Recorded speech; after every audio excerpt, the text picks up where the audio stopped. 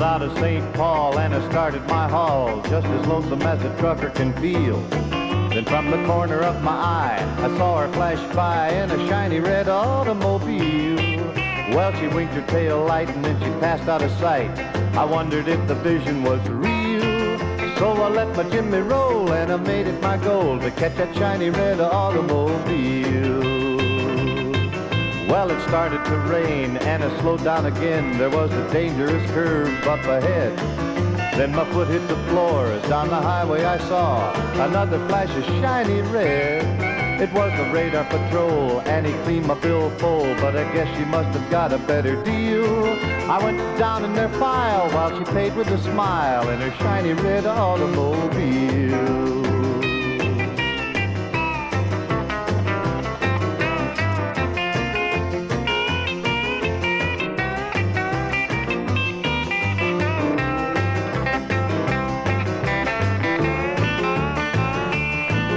When she stopped to get gas, not a wanting to pass, I pulled in and then I started to chat.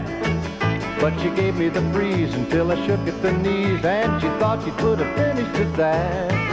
So I said with a smile, guess I'll fool it a while if you're sure that's the way that you feel. But when she moved down the road, it kept her dragging my load behind a shiny red automobile. We made pretty good time to the Alabama line, where she threw a rod and waved my Jimmy down. Then she swallowed her pride and said she'd pay for the ride if only I would take her into town. But the pretty young queen had to blow the whole scene. I had a swinging thing a-waiting in Mobile. So I left her high and dry and a-wondering why in her shiny red automobile. So I left her high and dry and a-wondering why in her shiny red automobile.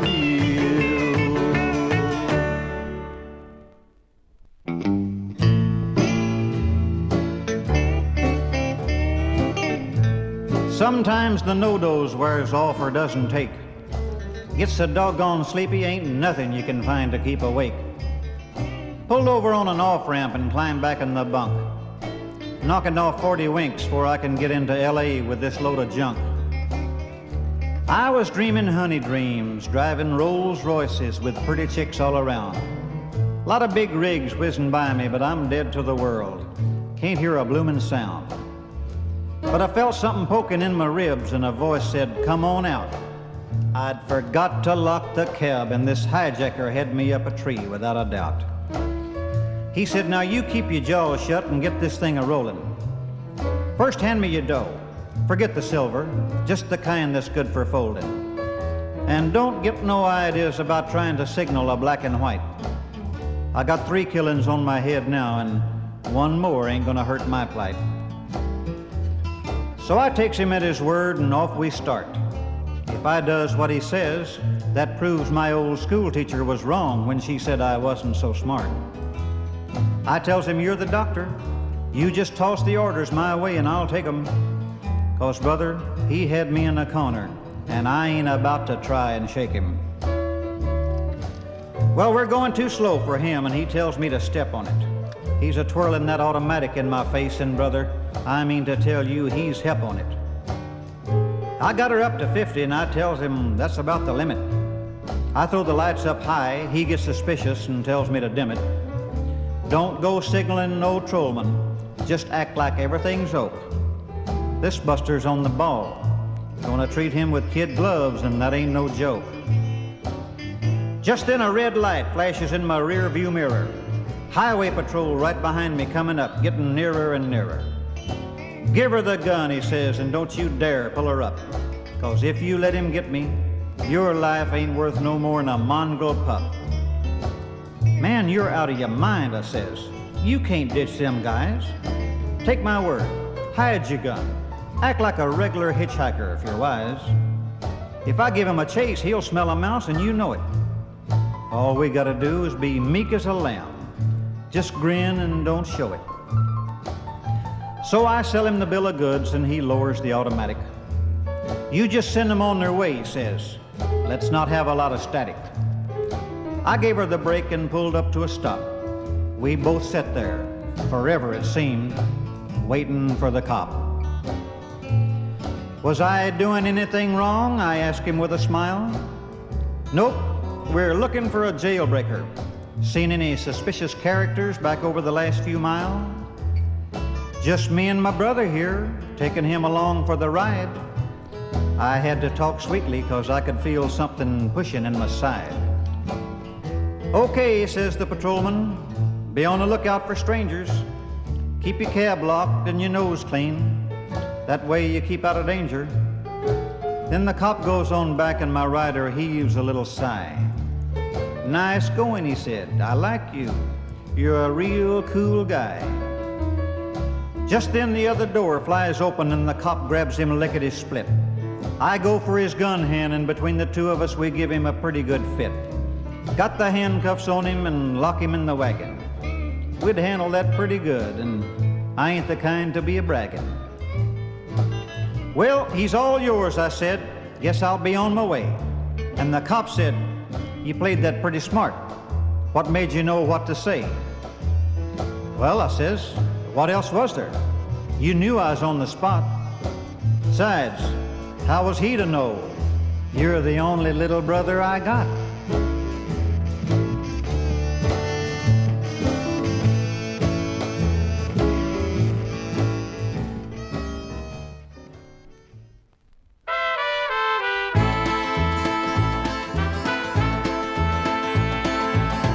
He was a trucker, the best that's ever been. He stayed away from home a lot, but Mom would understand. I know it's in my blood now, and it was in Dad's too. For once you sit behind the wheel, nothing else will do. I'm a truck driver, a few more miles and then I'll get another load and hit the road again. 'Cause driving's in my blood. I'm always a little bit greasy, my clothes ain't never clean. I never look for trouble, 'cause trouble makes me mean. I've seen a lot of places, a few that I ain't been, but when it comes to loving, I'm a man among men. I'm a truck driver, a few more miles and then I'll get another load and hit the road again. 'Cause driving's in my blood. Though I make good money, I never save a dime. I spend it all on who knows who, up and down the line. To me there's nothing better than the open road, as I hope for the failure of the wild oats I have sowed. I'm a truck driver, a few more miles and then I'll get another load and hit the road again. 'Cause driving's in my blood.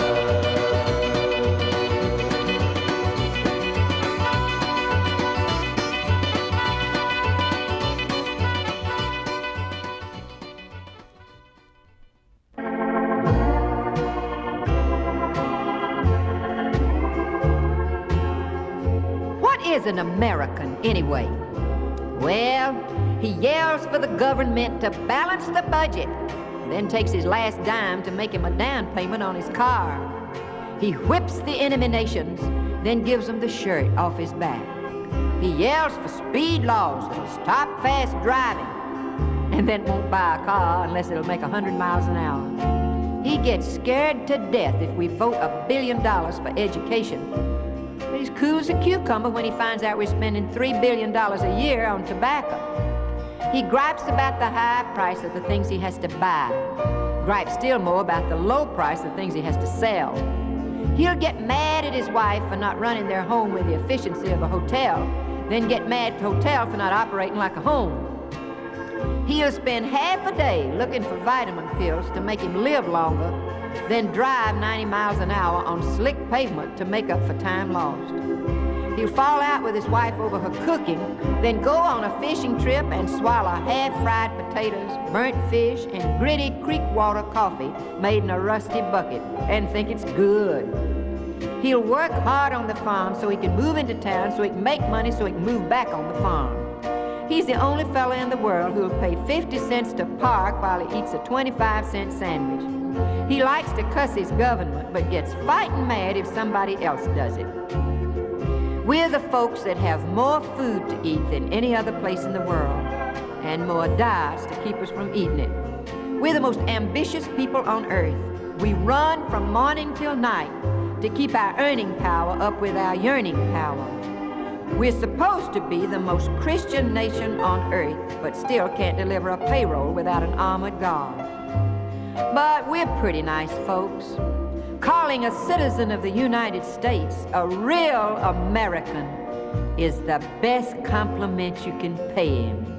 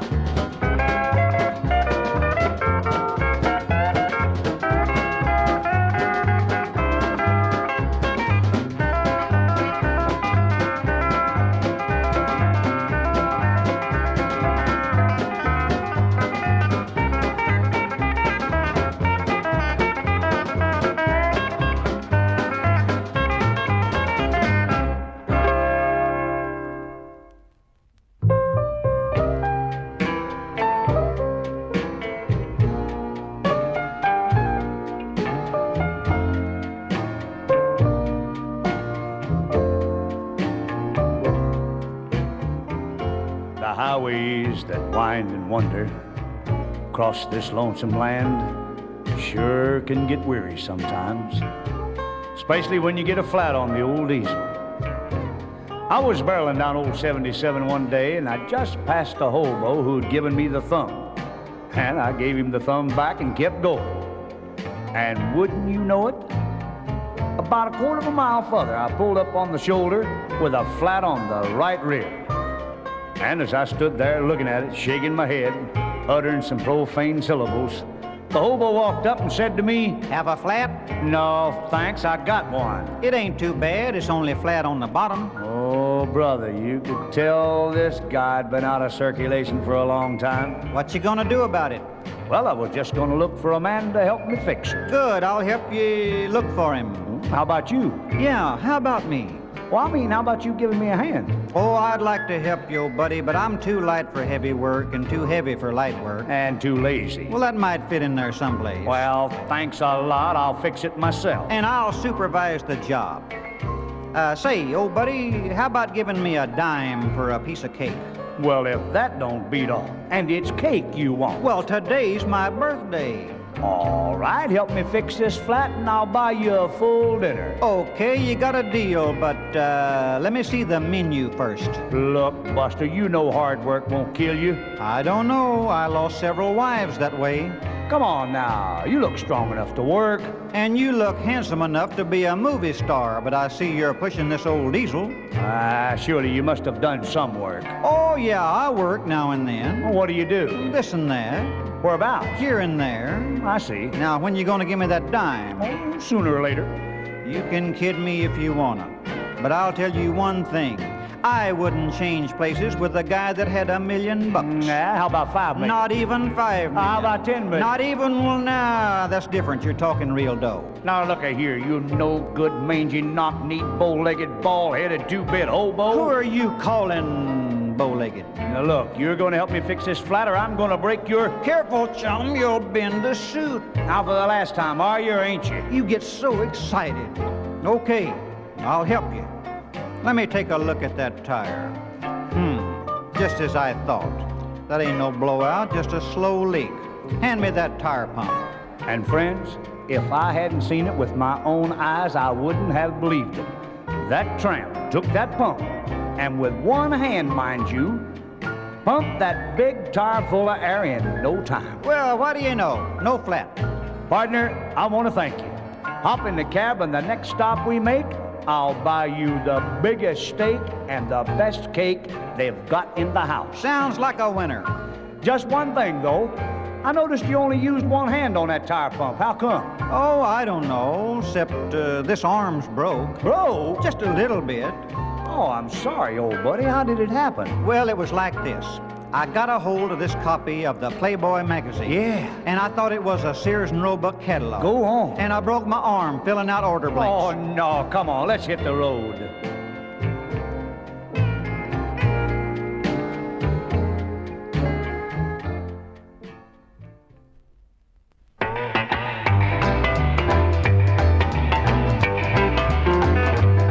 Well, I pulled out of Pittsburgh, rolling down that eastern seaboard. I got my diesel wound up and she's a-running like I never before. There's a speed zone ahead, well, all right. I don't see a cop in sight. 6 days on the road and I'm gonna make it home tonight. I got me 10 forward gears on a Georgia overdrive. I'm taking little white pills and my eyes are open wide. I just passed a Jimmy in a white. I've been a-passing everything in sight. 6 days on the road and I'm gonna make it home tonight. But it seems like a month since I kissed my baby goodbye. I could have a lot of women, but I'm not like some of the guys. I could find one to hold me tight, but I could never make believe it's all right. 6 days on the road and I'm gonna make it home tonight.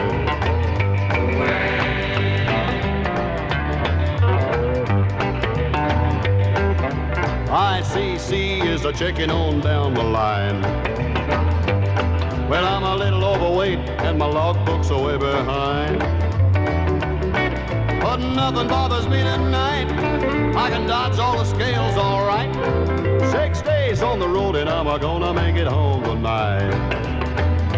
Well, my rig's a little old, but that don't mean she's slow. There's a flame from her stack and that smoke's a-blowing black as coal. My hometown's a-coming in sight. If you think I'm happy, you're right. 6 days on the road and I'm gonna make it home tonight. 6 days on the road and I'm gonna make it home tonight. 6 days on the road and I'm gonna make it home tonight.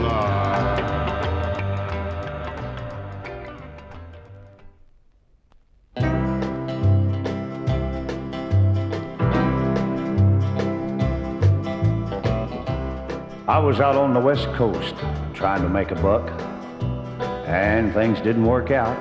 I was down on my luck. Got tired of roaming and bumming around, so I started thumbing back east toward my hometown. Made a lot of miles the first 2 days, and I figured I'd be home in a week if my luck held out this way. But the third night I got stranded way out of town. At a cold, lonely crossroads, rain was pouring down. I was hungry and freezing, done caught a chill. when the lights of a big semi topped the hill.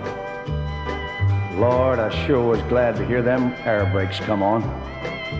And I climbed in that cab where I knew it'd be warm. At the wheel sat a big man.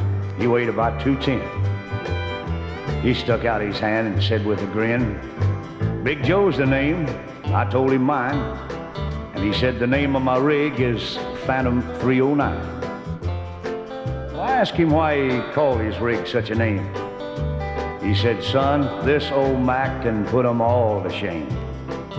There ain't a driver or a rig a-running any line that's seen nothing but taillights from Phantom 309.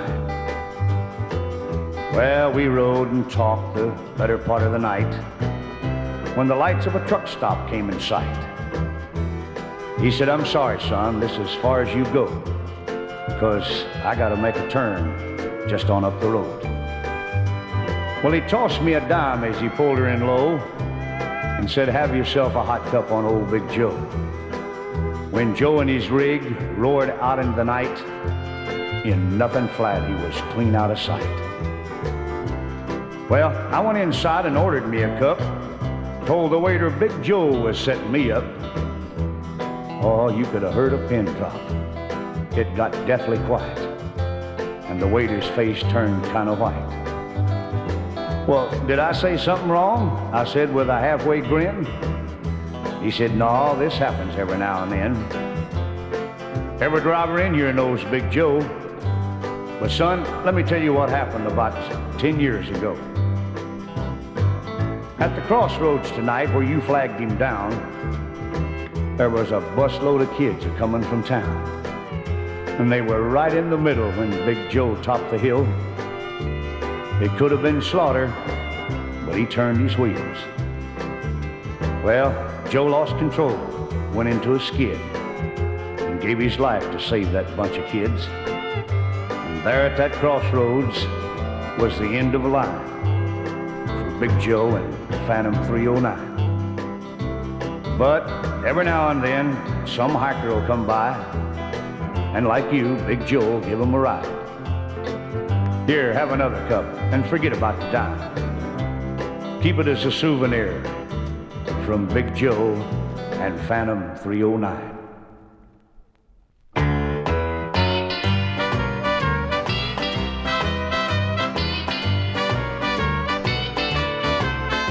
It's a mighty long road from Sault Ste. Marie to Miami's Golden Shore. But I'll make it on time, 'cause at the end of the line I got 3 days a coming or more. There's gonna be bright lights and long warm nights as soon as I deliver this load. There'll be fun in the sun and a cute little hun awaiting at the end of the road.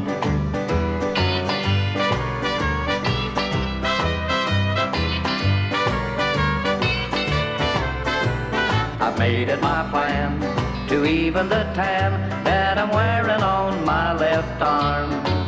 I'll get an all-over glow, even where it don't show.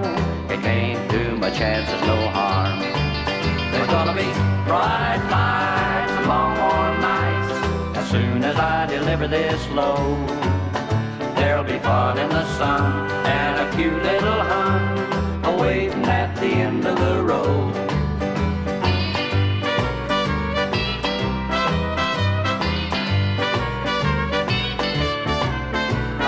Spread my line round all over town and reel 'em in one at a time.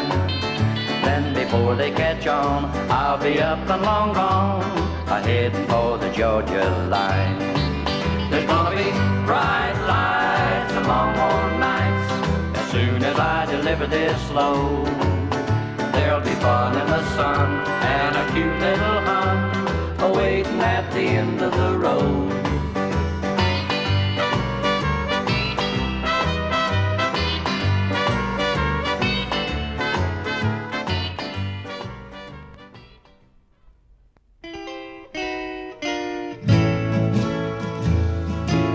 This is the way that it was.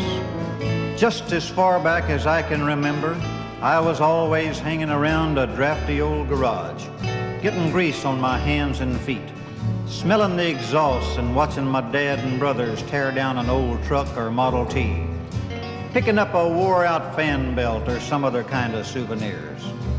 Only one thing on my mind, man, I was dying to dig into them gears. So when I was old enough to get my driver's license and permit, I chucked it all. Quit the 11th grade, went into debt to get my first rig, skipped town several $100 in arrears, headed down the open highway, eating that concrete coming my way.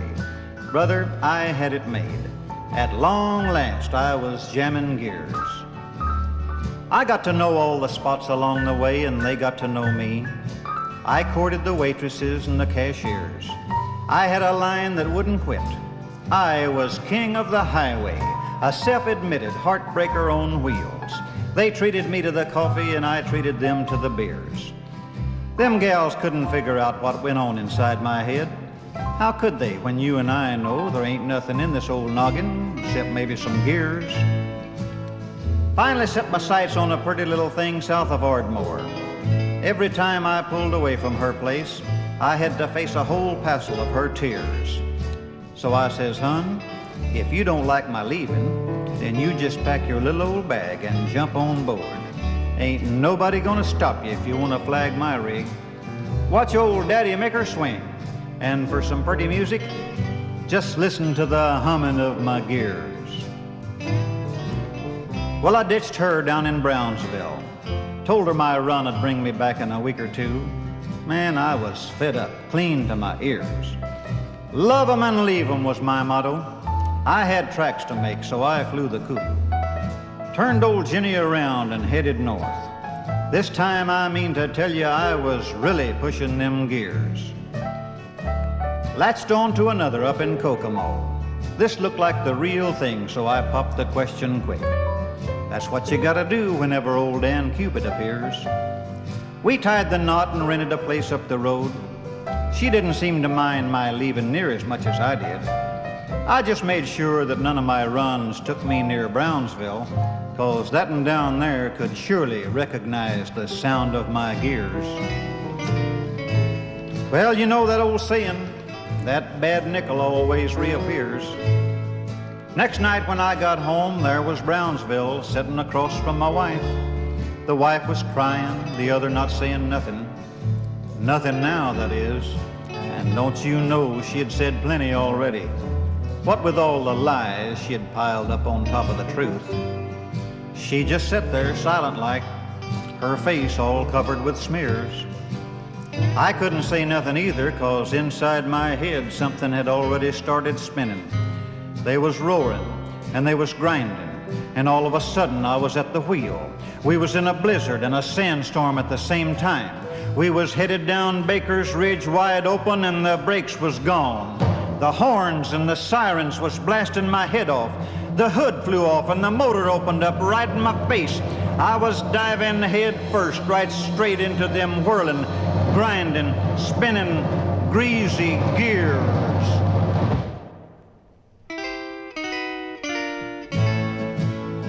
Well, that's all of my story, Mr. Reporter. Just tell 'em I'm real sorry for what I done. Think it'll come out in the papers before that old warden appears? If it's worth anything to you, just give it to my widow. Don't know where she is. Just check the truck stops between here and Kokomo. That'll be her sitting there over a couple of beers. And that guy that's buying 'em, I'll lay you $1,000,000 to 1. He ain't nothing but a crazy mixed-up dropout that run away from home to make his fortune eating concrete and jamming them gall-dane greasy gears.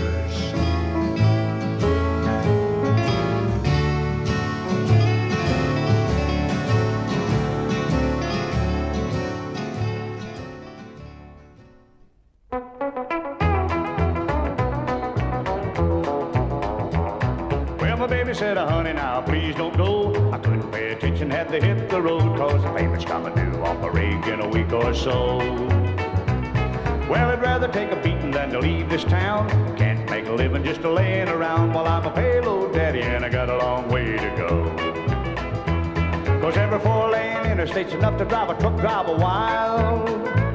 You gotta keep your eyes open, there's an exit every quarter of a mile.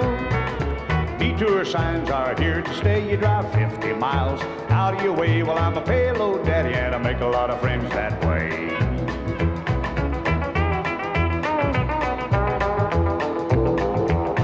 Well, I turned down a job wearing a big white collar. There's a whole lot of difference between a dime and a dollar, and I'm not afraid of automation taking my job away. Well, I talk about quitting, I never could. Number 3 diesel fuel is in my blood. Well, I'm a payload daddy and I sure do like to pay. Well, my baby said I never had it so good. I hope my luck runs out, I wore my knuckles out of pecking on wood. I got a tailgate ticket up in Kalamazoo. Well, a woman never knows what a man goes through. Well, I'm a payload daddy and I'm just passing through. Well, I'm a payload daddy and I'm just passing through.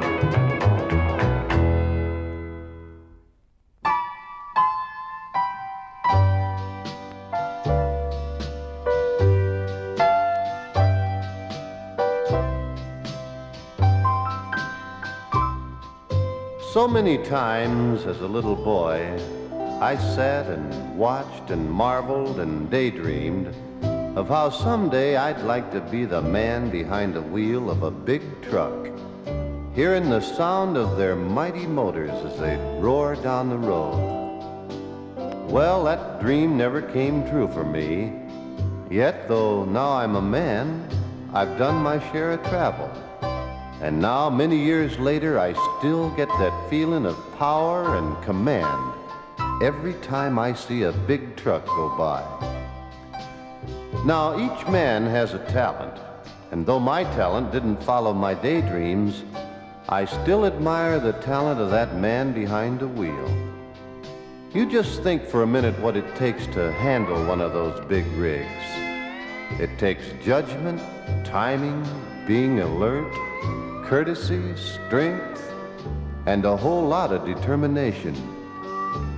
Truck driving is really a world of its own, and sometimes it's a lonely world, being away from home for days or weeks at a time. I've met a lot of these men, and believe me, they're a special kind of men. They're the men who have families and are dedicated to their homes. And then there are the men who don't have families, men who just love the road and like to be on the go. It gives them that untied feeling, free, going somewhere, seeing new places and new faces. A pretty waitress maybe, listening to a jukebox while he's having coffee and pie and, well, in some truck stop a long, long way from home. And you know something? That man behind the wheel lives by a code. Unwritten, perhaps, but it's a code just the same. And that is that the man behind the wheel watches over the lives of everyone he meets on our highways. You probably remember a story in the newspapers a short time ago about the truck driver who overturned his truck in a ditch, given his life to keep from hitting a little girl who had darted across the road in front of him. Yes, we all owe the man behind the wheel a salute. Just look how the truck has helped build this great land of ours. And the man who drives that truck might be the man next door. He might be your sister Sally's boyfriend, or he just might be your Uncle Jim. Anyway, if he's a truck driver, he's a very important part of America's way of life. The man behind the wheel.